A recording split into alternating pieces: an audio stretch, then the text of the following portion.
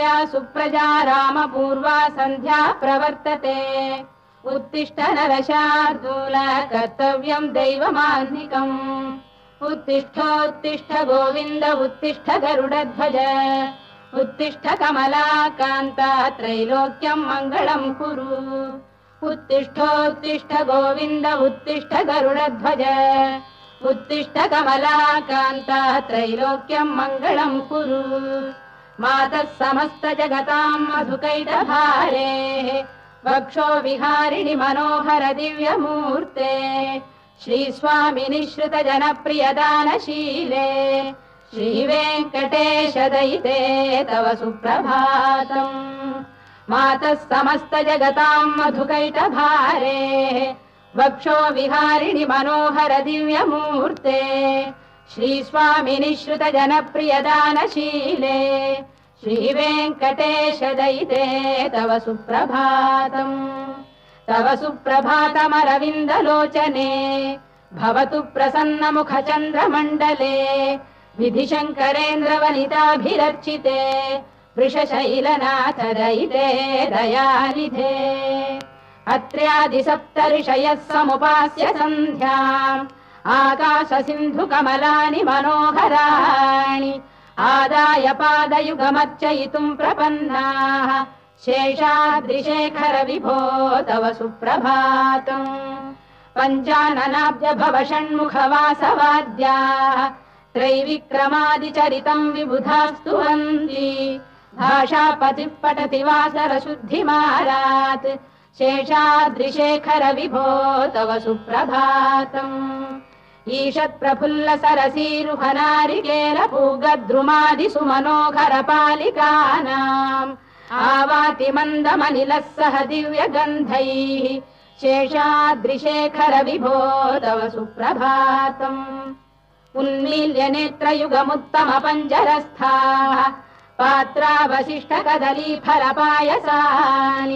भुक्त्वा सलीलमथकेलिशुकाः पठन्ति शेषाद्रिशेखर विभो तव सुप्रभातम् तन्त्री प्रगर्ष मधुरस्वनया विपञ्च गायत्यनन्दचरितम् तव नारदोऽपि भाषा समग्रमसकृत्करचार रम्यम् शेषाद्रिशेखर विभो तव सुप्रभातम् भृङ्गावळी च मकरन्दरसानुविद्ध झङ्कारगीतनिनदैः सह सेवनाय वीर्यात्युपान्त सरसी कमलोदरेभ्यः शेषाद्रिशेखर विभो तव सुप्रभातम् योषा गणेन वरदध्नि विमथ्यमाने घोषालयेषु दधिमन्थन तीव्र घोषाः रोषात् कलिम् विदधते ककुभश्च कुम्भाः शेषाद्रिशेखर विभो तव सुप्रभातम् पद्मेश मित्र शतपत्र गतालिवर्गाः हर्तुम् श्रियम् कुवलयस्य निजाङ्गलक्ष्म्या भेरी निनादमिव बिभ्रति तीव्रनादम् शेषाद्रिशेखर विभो तव सुप्रभातम् श्रीमन्नभीष्टवरदाखिल लोकबन्धो श्री श्रीनिवास जगदेक दयैक सिन्धो श्रीदेवतागृह भुजान्तर दिव्यमूर्ते श्रीवेङ्कटाचलपते तव सुप्रभातम् श्रीमन्नभीष्टवरदाखिल लोकबन्धो श्री श्रीनिवास जगदेक दयैक सिन्धो श्रीदेवतागृह भुजान्तर दिव्यमूर्ते श्रीवेङ्कटाचलपते तव सुप्रभातम् श्रीस्वामि पुष्करिणिकाप्लव निर्मलाङ्गाः श्रेयोर्धिनो हर विरिञ्च सनन्दनाद्याः द्वारे वसन्ति वरवेत्र हतोत्तमाङ्गाः श्रीवेङ्कटाचलपते तव सुप्रभातम् श्रीशेषशैल गरुडाचल वेङ्कटाद्रिनारायणाद्रिवृषभाद्रिविषाद्रिमुख्याम् आख्याम् त्वदीय वसतेरनिशं वदन्ति श्रीवेङ्कटाचलपते तव सुप्रभातम् सेवापराः शिव सुरेश कृशानुधर्म रक्षोऽम्बुनाथ पवमान धनाधिनाथाः बद्धाञ्जलि प्रविलसन्निज शीर्षदेशाः श्रीवेङ्कटाचलपते तव सुप्रभातम् घाटीषु देवि खगराज मृगाधिराज नागाधिराज गजराज हयाधिराजाः स्वस्वाधिकारमहिमाधिकमर्थयन्ते श्रीवेङ्कटाचलपते तव सुप्रभातम् सूर्येन्दुभौमबुधवाक्परिकाव्यसौरिस्वर्भानुकेतुदिविषत्परिषत्प्रधानाः त्वद्दासदासचरमावधिदासदासाः श्रीवेङ्कटाचलपते तव सुप्रभातम् त्वत्पादधूलिभरितस्फुरितोत्तमाङ्गाः स्वर्गापवर्गनिरपेक्षनिजान्तरङ्गाः कल्पागमाकलनयाकुलताम् लभन्ते श्रीवेङ्कटाचलपते तव सुप्रभातम् त्वद्गोपुराग्रशिखराणि निरीक्षमाणाः स्वर्गापवर्गपदवीम् परमाम् श्रयन्तः मर्त्या मनुष्यभुवने मतिमाश्रयन्ते श्रीवेङ्कटाचलपते तव सुप्रभातम् श्रीभूमिनायकदयादिगुणामृताब्धे देवाधिदेव जगदेक शरण्यमूर्ते श्रीमन्ननन्तगरुडाधिभिरर्चिताघ्रे श्रीवेङ्कटाचलपते तव सुप्रभातम्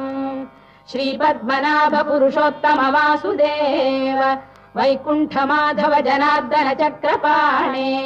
श्रीवत्सचिह्न शरणागत पारिजात श्रीवेङ्कटाचलपते तव सुप्रभातम् कन्दर्पदर्पहर सुन्दर दिव्यमूर्ते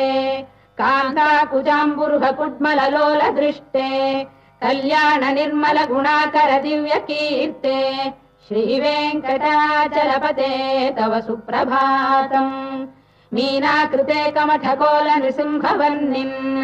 स्वामीन् परश्वत तपोधन रामचन्द्र शेषांश रामयदुनन्दन कल्किरूप श्रीवेङ्कटाचलपते तव सुप्रभातम् लीलालवङ्ग घनसार सुगन्धितीर्थम् दिव्यम् वियस्सरिति हेम घटेषु पूर्णम् धृत्वाद्य वैदिक शिखामणयः प्रहृष्टाः तिष्ठन्ति वेङ्कटपते तव सुप्रभातम् भास्वानुदेति विगचानि सरोरुहाणि सम्पूरयन्ति निनदैः कगुभो विहङ्गाः श्रीवैष्णवाः सततमर्थितमङ्गलास्ते धामाश्रयन्ति तव वेङ्कट सुप्रभातम् ब्रह्मादयः सुरवराः समहर्षयस्ते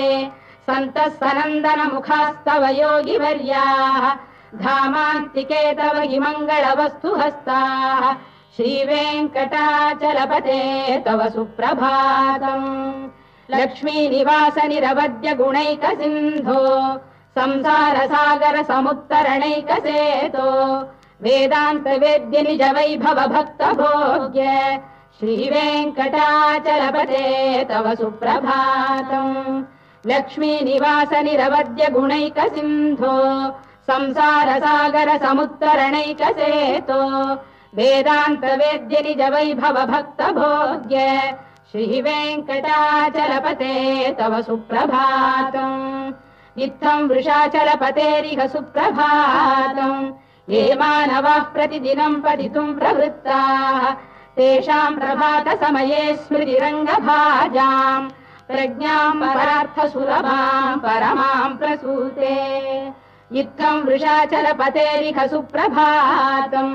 ये मानवाः प्रतिदिनम् पठितुम् प्रवृत्ताः तेषाम् प्रभात समये स्मृतिरङ्गभाजाम् प्रज्ञाम् परार्थसुलभाम् परमाम् प्रसूते कमलाकुचूचुक कुङ्कुमतो नियतारुणितातुलनीलतनो कमलायतलोचन लोकपते विजयी भव वेङ्कटशैलपते कमलाकुचूचुक कुङ्कुमतो नियतारुणितातुलनीलतनो कमलायतलोचन लोकपते विजयी भव वेङ्कटशैलपते सचतुर्मुख षण्मुख पञ्चमुख प्रमुखाखिल दैवत मौलिमणे शरणागत वत्सल सारनिधे परिपालय माम् वृषशैलपते अतिवेलतया तव दुर्विषहैरनुवेलकृतैरपराधशतैः हरितम् त्वरितम् वृषशैलपते परया कृपया परिपाहि हरे अधिवेङ्कटशैलमुदारमतेर्जनताभिमताधिकदानरतात् परदेवतया गदितान्निगमै कमलादयितान्न परं कलये कलवेणुरवावशगोपवधूषरकोटिवृता स्मरकोटिसमात् रतिवल्लविकाभिमतात् सुखदात् वसुदेवसुतान्न परं कलये अभिराम गुणाकरदाशरथे जगदेकधनुर्धर धीरमते रघुनायक राम रमेश विभो वरदो भवदेव दया जलधे अवनीतनया कमनीय करं रजनीकर चारु मुखाम्बुरुहम् रजनीचर राजतमो मिहिरं महनीयमहं रघुराममये सुमुखं सुहृदं सुलभं सुखदं स्वनुजं च सुखाय ममोघशरम् अपहाय रघुद्वहमन्यमहं न कथञ्चन कञ्चन जातु भजे विना वेङ्कटेशं ननाथो ननाथ सदा वेङ्कटेशं स्मरामि स्मरामि हरे वेङ्कटेश प्रसीद प्रसीद प्रियं वेङ्कटेश प्रयच्छ प्रयच्छ विना वेङ्कटेशं ननाथो ननाथ सदा वेङ्कटेशं स्मरामि स्मरामि हरे वेङ्कटेश प्रसीद प्रसीद प्रियं वेङ्कटेश प्रयच्छ प्रयच्छ अहं दूरतस्ते पदाम्भोजयुग्म प्रणामेच्छयागत्य सेवां करोमि सकृत्सेवया नित्यसेवा फलं त्वं प्रयच्छ प्रयच्छ प्रभो वेङ्कटेश अज्ञानिना मया दोषानशेषान् विहितान् हरे क्षमस्वत्वं शेषशैलशिखामणे अज्ञानिना मया दोषानशेषान् विहितान् हरे क्षमस्वत्वं शेषशैलशिखामणे ईशानां जगतोऽस्य वेङ्कटपतेर्विष्णोः परां प्रेयसीम् तद्वक्षस्थलनित्यवासरसिकां तत्क्षान्तिसंवर्धिनीम् पद्मालङ्कृतपाणिपल्लवयुगां पद्मासनस्थां श्रियम् वात्सल्यादिगुणोज्ज्वलां भगवतीं वन्दे जगन्मातरम् ईशानां जगतोऽस्य वेङ्कटपतेर्विष्णोः परां प्रेयसीम् तद्वक्षस्थलनित्यवासरसिकां तत्क्षान्तिसंवर्धिनीम् पद्मालङ्कृतपाणिपल्लवयुगां पद्मासनस्थां श्रियम् वात्सल्यादिगुणोज्ज्वलां भगवतीं वन्दे जगन्मातरम् श्रीमन्कृपाजलनिधे कृत सर्वलोक सर्वज्ञ शक्तनतवत्सल सर्वशेषिन् स्वामिं सुशील सुलभाश्रित पारिजात श्रीवेङ्कटेश चरणौ शरणं प्रपद्ये श्रीमन्कृपाजलनिधे कृत सर्वलोक सर्वज्ञ शक्तनतवत्सल सर्वशेषिन् स्वामिन् सुशील सुलभाश्रित पारिजात श्रीवेङ्कटेश चरणौ शरणं प्रपद्ये आनूपुरार्पित सुजात सुगन्धि पुष्प सौरभ्य सौरभकरौ समसन्निवेशौ सौम्यौ सदानुभवनेऽपि नवानुभाव्यौ श्रीवेङ्कटेश चरणौ शरणं प्रपद्ये सद्यो विकासि समुदित्वरसान्द्र राग सौरभ्य निर्भर सरोरुह साम्यवार्ताम् सम्यक्षु साहस पदेषु विलेखयन्तौ श्रीवेङ्कटेश चरणौ शरणं प्रपद्ये रेखामयध्वज सुधाकलशातपद्रवज्राम्बुशाम्बुरुह कल्पक शङ्ख चक्रैः भव्यैरलङ्कृत तलौ परतत्त्वचिह्नैः श्रीवेङ्कटेश चरणौ शरणं प्रपद्ये ताम्रोदरद्युति पराजित पद्मरागौ बाह्यैर्महोभिरभिभूत महेन्द्र नीलौ उद्यन्नखांशुभिरुदस्त शशाङ्कभासौ श्रीवेङ्कटेश चरणौ शरणं प्रपद्ये सप्रेम भीति कमलाकर पल्लवाभ्यां संवाहनेऽपि सबदिक्लममादधानौ कान्थाववाङ्मनस गोचर सौकुमार्यौ श्रीवेङ्कटेश चरणौ शरणं प्रपद्ये लक्ष्मीमही तदनुरूप निजानुभाव नीलादि दिव्य महिषीकर पल्लवानाम् आरुण्य संक्रमणतः किल सान्द्ररागौ श्रीवेङ्कटेश चरणौ शरणं प्रपद्ये नित्यानमद्भिः शिवादि किरीटकोटि प्रत्युक्तदीप्तनवरत्नमःप्ररोहैः नीराजना विधिमुदारमुपादधानौ श्रीवेङ्कटेश चरणौ शरणं प्रपद्ये विष्णौ पदे परम इत्युदित प्रशंसौ यौ मध्व उत्स इति भोग्यतयाप्युपातौ भूयस्ततेति तव पाणितल प्रतिष्ठौ श्रीवेङ्कटेश चरणौ शरणं प्रपद्ये